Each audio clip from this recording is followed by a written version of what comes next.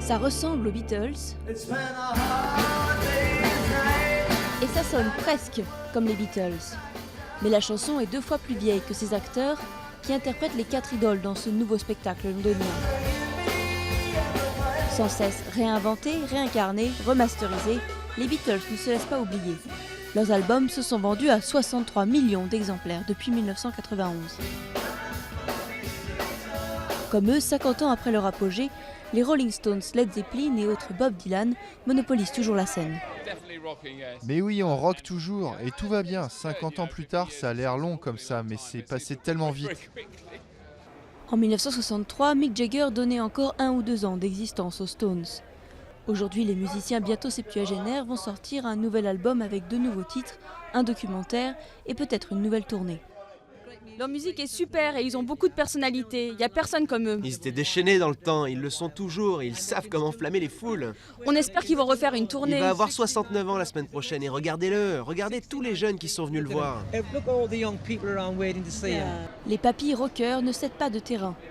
Rien qu'en 2012, Bob Dylan a sorti son 35e album, Iggy Pop a réenregistré Jodassin et Salvador, et la presse s'est mobilisée pour la présentation du DVD d'un concert de 2007 des Led Zeppelin.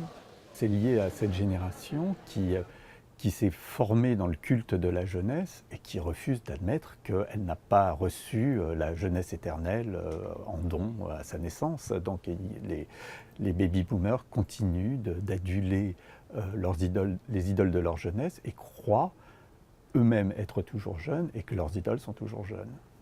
Certes, le public plus âgé a les moyens d'acheter des CD et préfère ses platines au téléchargement. Mais les concerts transcendent les générations.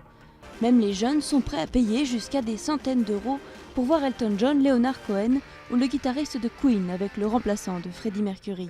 Et pouvoir dire « j'y étais ». Difficile pour les nouvelles stars de rivaliser face à ces mythes vivants. La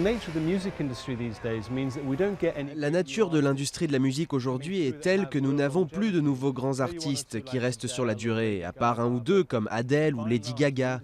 En général, l'industrie fonctionne sur du très court terme. On découvre un artiste, on fait un album et puis on passe à autre chose. Dans cette logique, si les Beatles avaient eu 20 ans aujourd'hui, pas sûr que l'industrie du disque les aurait menés jusqu'à la postérité.